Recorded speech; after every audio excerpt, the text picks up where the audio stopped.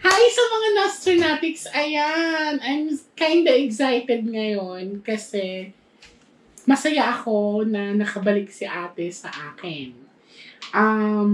Siya na nagpaalala sa akin. Kailan ka pumunta dito, te? Nung last year before pandemic. Okay.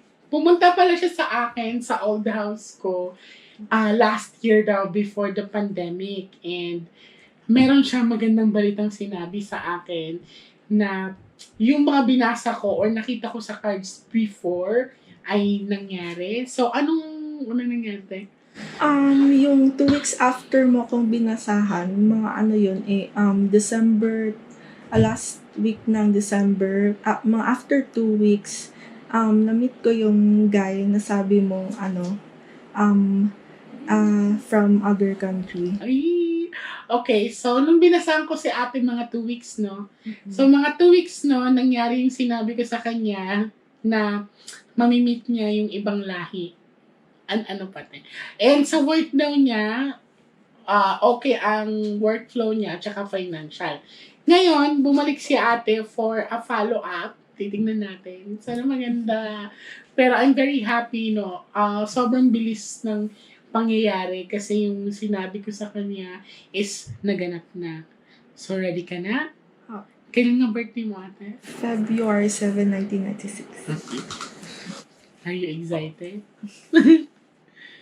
So, nung nangyari yun, ako agad una naalala mo. Opo.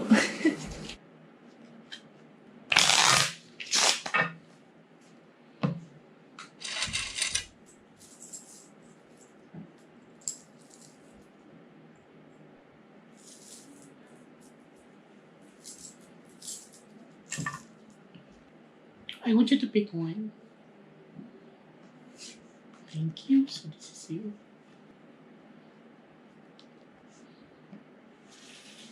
Now, darling, I want you to focus. Kumuha ka ngayon 7 cards of total.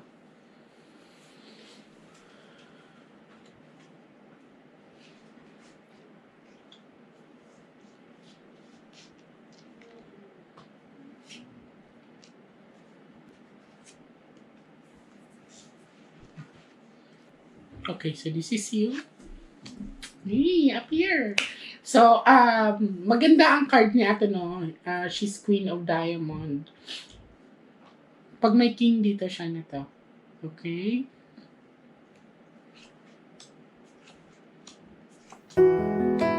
Uy, may marriage talaga na. Okay. Now, darling, and I'm very happy sa cards mo, no? Though meron siyang konting itim-itim, pero kaya siya. It's because of ang cards dito ay nakafocus sa'yo. So, nakagitna dito ang Ace of Heart. Ace of Heart is happiness and love or marriage line. Darling, ang nakikita ko talaga sa'yo ay hindi ka pang Pinoy. Pang ibang lahi talaga ang nakalaan sa'yo. So, ang marriage line mo is wala sa Pinoy, nasa ibang lahi. And then, eto, diamond kasi yan, so huwag ka mag-alala sa financial mo. Ngayon, may konti akong problema nakikita. Konti lang naman siya. Anong sabi sa'yo nung guy nung na-meet mo? Kasi may nakikita akong inaayos yung documents. May travel line na rin ako nakikita sa kanya, pero nag-itim dito. So, maaaring ang travel line niya ay hindi basta-basta matutuloy. Siguro dahil we are affected by the pandemic, pero nakikita ko dito na he's longing to travel to meet you. Anong sinabi niya sa'yo? Ayun na nga, nagpaplano na siyang mag-travel ng mga last 2 months. Pero nung nalaman ng parents niya na about sa akin, kasi plano namin na sabihin lang if Oo. nag-meet na kami. Ayun nalamin ng parents niya, ayun ng parents niya kasi delikado daw Oo na mag-trip to. mag-travel. Na if ever daw, pwede na lang kami mag-meet halfway. Okay, very good. So, again, konting problema lang naman to. Ang taas ng chances, Bino, na yung na-meet mo ay yan na yung tinatawag na marriage line mo kasi lumabas na. I really like your cards, magaan. Cut that lang. So, eventually, sinabi ni Guy yung about sa inyo? Alam na ng parents niya? Alam na ng parents niya about sa akin. And gusto daw ako ma-meet ng parents niya. Ayun, meron akong actually application sa US. Kaso, ongoing pa siya. Sige, huwag ka muna magkwento. Titignan natin.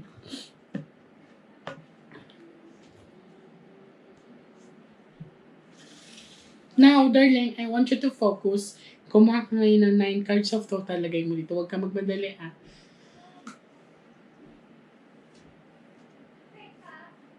Grabe updated yung cards.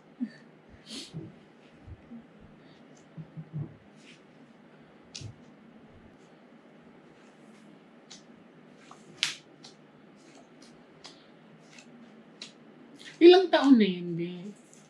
32. Okay. Kasi nandito siya, oh. Hold on. Ito ang challenge sa'yo, ha? Kasi, eto kasi ayaw ko talaga ito makita. Kasi this is a negative card. Ngayon, kailangan mo lang tibayan ang loob mo.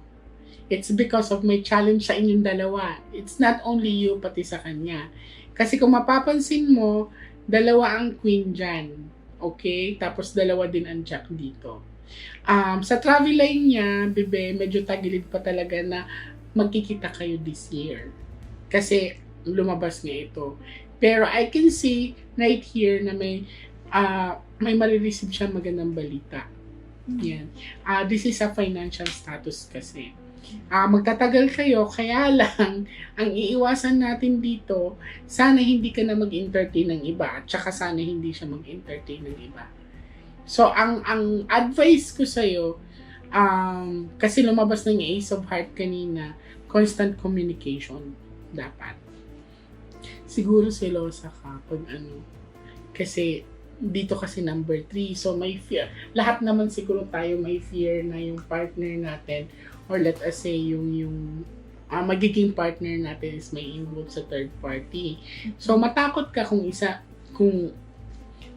walang jack dito na isa at saka walang queen. So ibig sabihin, both of you guys ay maaaring mag-entertain din ng iba. Yan. Nakikita ko naman na meron siya nararamdaman sa'yo. Yan. Tapos yung sa'yo, sa papers mo kasi, bibe, kung makikita mo dito, andito naman kasi ang warning sign. So, hindi agad-agad siya ma-approve. That's the thing na medyo kinakabahan ako. So, sinagot tayo ng baraka na siguro may cause of delay kasi pinapakita dito na may warning sign. So, last cards. Pwede po.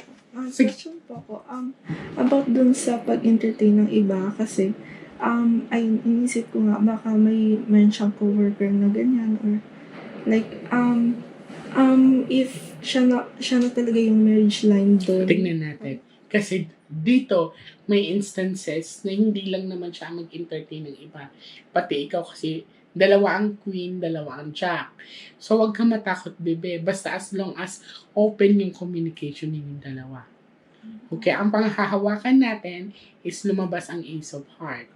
And then, dito, yes, may negative. So, hindi pa matutuloy ang pagkikita nyo ngayong taon.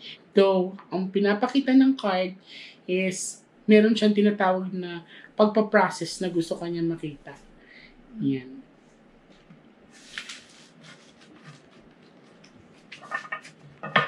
Mag-pray ka na lumabas ang Ace of Flower tsaka Ace of Heart ulit. Again, ang pinapakita sa akin is ang marriage line mo wala sa Pilipino. Wala talaga. Tatlo.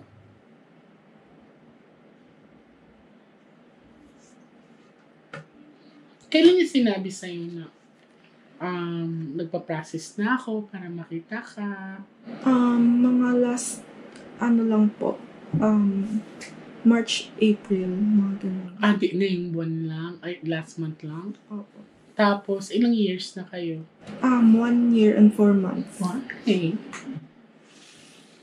So, kuha ka darling ng last 12 cards of total. Lagay mo dito.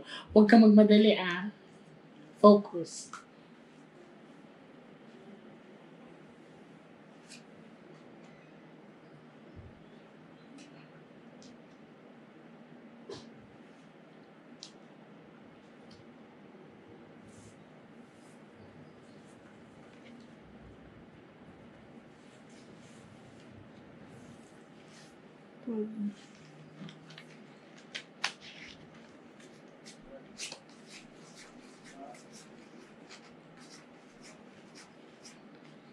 Kulang pa isa.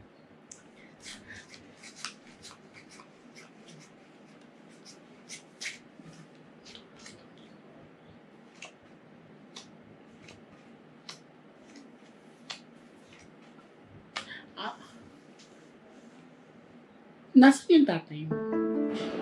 Nasa province. Ilang taon na tatay mo? 57. May health problem kasi na wina-warning ang cards dito. Constant ba kayo nag-uusap? May health problem siya.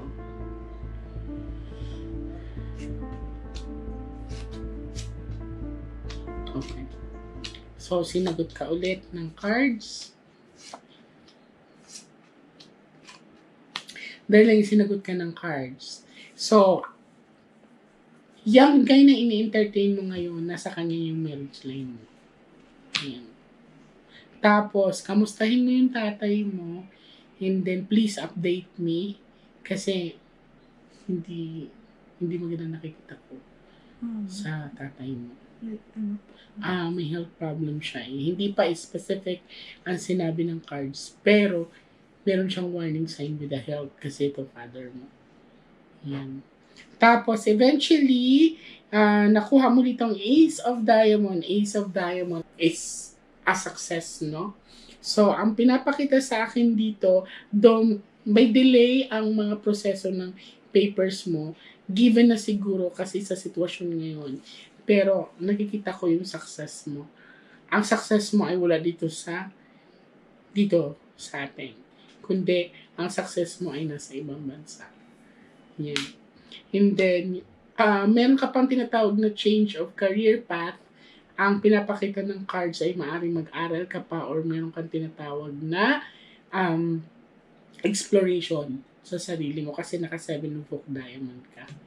Yan. So, ikampante mo yung sarili mo. Minsan talaga hindi mo maiiwasan mag-worry kasi siguro part na talaga yan kasi long distance relationship kayo, no? Pero I can see and clearly na masasabi sa'yo na ang taas ng chances na siya na talaga. Kasi nakuha mo ulit dito ang Ace of Hearts. Aantayin kita ulit sa pagbabalik mo, nakasama na siya. Okay?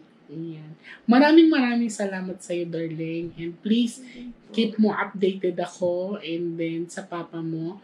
Sino ba na-contact mo dito? Si Miss Aya, saka si Miss Abby. Sa ngayon, sino nagbigay sa ng schedule? Si Miss Abby. Okay, thank you. Basta kontakin mo yung papa mo, kamustahin mo. After that, let us know. Okay? Para just in case na talaga, kasi hindi talaga ito maganda, no? Sa kahit na sa tatay mo tumama, pero hindi pa rin ako masaya dito kasi may bad luck card. I-update mo lang kami para kung sakaling may magawa ako, gagawin ko para sa tatay mo. Okay? Thank you so much, darling, and good luck sa journey mo. Thank you. May question pala ako, sorry. About po dun sa mga affair na yun. Kasi sinabi ng boyfriend ko na virgin pa siya. And then same kami. Never pa talaga nagka-girlfriend. And yung last mo po na sa akin na basa is may third party. And yung third party niyon, kasal siya. Yung last year na pinakita. Well, sa ngayon, no, pwede kasing mag-claim na virgin ka pa. I mean, well, nasa sa inyo na kasi yan. Madali magsabi kasi nasa malayo siya. Sa akin or sa atin, in my, in my opinion, well, kung mahal mo isang tao, it doesn't matter kung virgin pa siya o hindi. As long as totoo yung nararamdaman niya. Yan. Hindi naman kabawasan ang pagmamahal sa isang tao kung may nangyari na ba or may experience na ba sa iba. Okay? So, ikalma mo yung sarili mo. Yun lang nga po, okay lang sa akin nun. Kaso, what if nangyari siya within the relationship? Sa ngayon, huwag mo muna isipin yan. Let's go with the hatak sa positive side. Sa ngayon, wala pa naman pinakitang, hey, magkakahiwalay agad kayo. Walang pinakitang ganun. So, pag may problema, you know my house, you can visit me, I can guide you. Thank you. Okay? Thank you so much. So, yun lang po yung affair pala is possible na parang emotional. Oo. Basta masaya ako sa nakita ko sa cards mo, and aantayin kita ulit sa pagbabalik mo. Okay? Thank you so much, Tony. Maraming salamat sa inyo, mga Nostranatics, for keep on sharing my vlogs, for supporting me. Yes, mahirap talaga ang magkaroon ng long distance relationship, and especially pag magkaiba pa kayo ng lahi. To prolong the relationship, madali lang. Pagtitiwala at saka acceptance lang. Okay? Thank you so much, Nostranatics. Salamat, baby. Thank you.